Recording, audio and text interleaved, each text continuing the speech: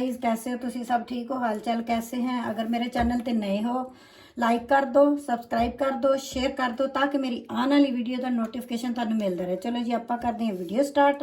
देखो जी, आप ले ले आलू। अज आप बनाने हैं पोटैटो बॉल्स। ठीक है, गोल गोल गेंदा। ठीक है, गोल गोल आप फुटबॉल बनाने हैं छोटे छोटे। ठीक है, अज आप वो बनाने हैं। तो ये है आलू आप उबाल ले, देखो गर्म है, छील के उबालने हैं। तो बस ये गरम गरम बहुत जल्दी है ना पिस जाते हैं। ठीक है, देखो बिस्मिल्लाहिर्रहमानिर्रहीम। आप सारे का मिलेता मलूता बना लेना। वीरन वीरन वीरनीओ देखो कितना प्यारा लग रहा है। भाई पंजाबी च वीर ही कहते भरा नूं ते भैणा नूं भैणा कहते, वीरनियां भी कहते हैं। आप तो यही चीज़ां कह ली दियां। देखो कितना सोहना।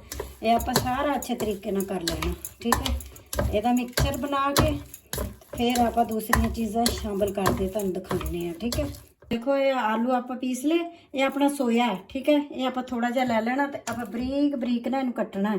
ठीक है, इस तरह करके बरीक बरीक सारा कट के आप ये शामिल कर देना। इसका जायका बहुत अच्छा होंगे। ठीक है ना, तो तुसी इस तरह की कोई रेसिपी बनाओ ना तो वो जरूर शामिल कराया करो। ठीक है ना, आप आज अफ्तारी वास्ते बना रहे हैं बच्चों को। हर रमज़ान च पूरे च आप नई नई रेसिपियाँ बना बना के दिया करो और रेसिपी गौर नाल देखा करो।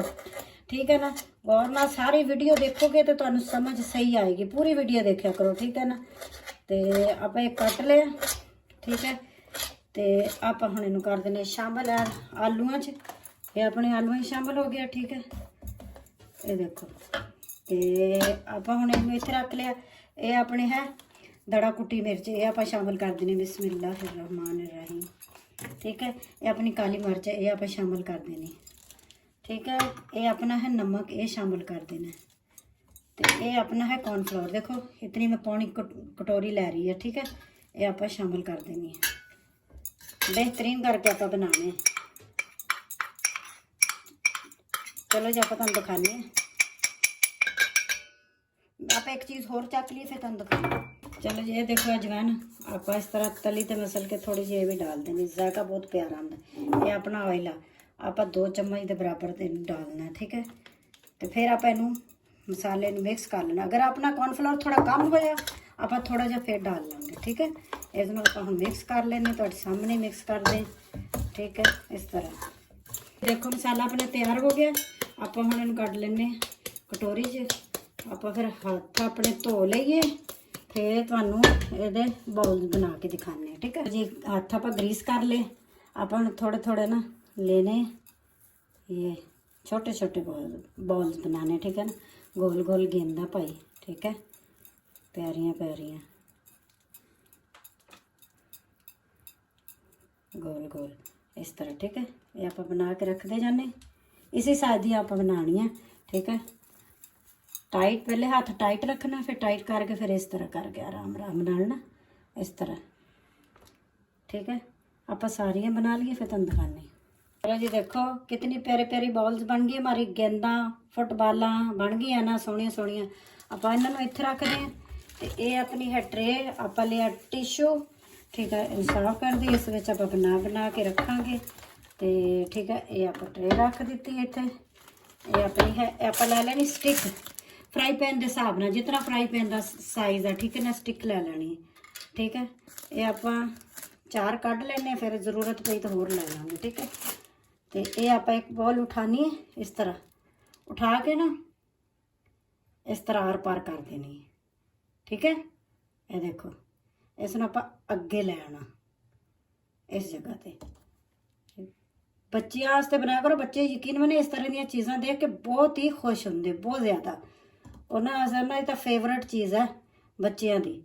और तो आलू तो बेशुमार चीज़ां बनती बच्चों वास्ते। देखो ये आप बना बना के इस तरह स्टिक च रखते जाना। तो बच्चे देखो तुम बना के दिखाओ, तो बच्चे देखिए खुश ना होए तो फिर क्यों। बच्चे ने कहना मम्मा जी दोबारा बना के दियो। ठीक है, आप सारियाँ इस तरह स्टिक ते ला लिए, फिर तुम दिखाने। ठीक है जी, देखो आप सारी स्टिक लगा लिए। तो ऑयल आप गर्म करना रख दिता है। ऑयल अपना हो गया गर्म। तो आप हम बिस्मिल्लाहिर्रहमानिर्रहीम करके इस तरह रख देने।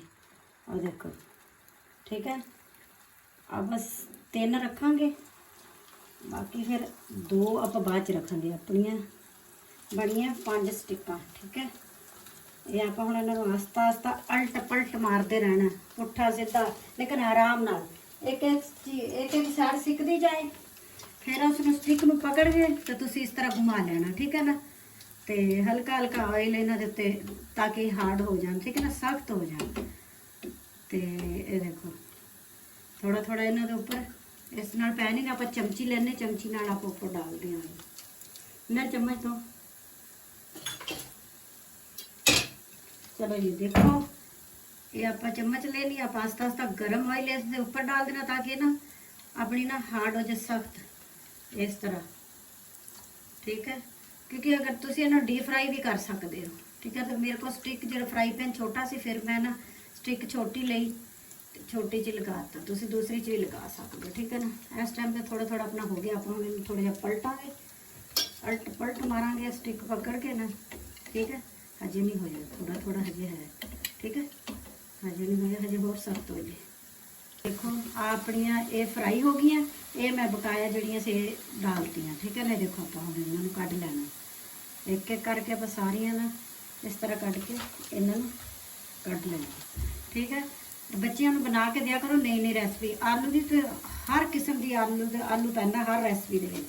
ठीक है, बच्चों को बना के दोगे, बच्चे बड़े खुश होंगे। ठीक है ना, खास तौर पे बच्चे वास्ते रेसिपी है, ये बच्चे ही ऐसी रेसिपी पसंद करते हैं। ठीक है, बड़ी प्यारी बड़ी खूबसूरत। ये आप कर लेने, ये भी फिर ये तुम दिखाने, क्योंकि हले मैं बाद च रखे, ये अपने हो जाए। ठीक है, ये देखो ये भी अपने हो गए फ्राई।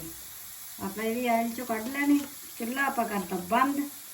तो इतनी आसान रेसिपी है, फटाफट बच्चों को लगे भुख, बच्चे करन तंग, फटाफट आलू ले, सारे छोटे मोटे मसाले डाले और बनाता। ठीक है, ये देखो ये अपनी होगी। टमाटो केचप, चिली सॉस वाला रखो, दूसरा रखो, थोड़ी अपनी मर्जी, चटनी नाल खा सकते हो, सिंपल भी खा सकते बच्चों को जिस तरह पसंद हो। ठीक है, देखो जी, मेरे चैनल को लाइक करना, सब्सक्राइब करना, शेयर करना। अल्लाह हाफिज़।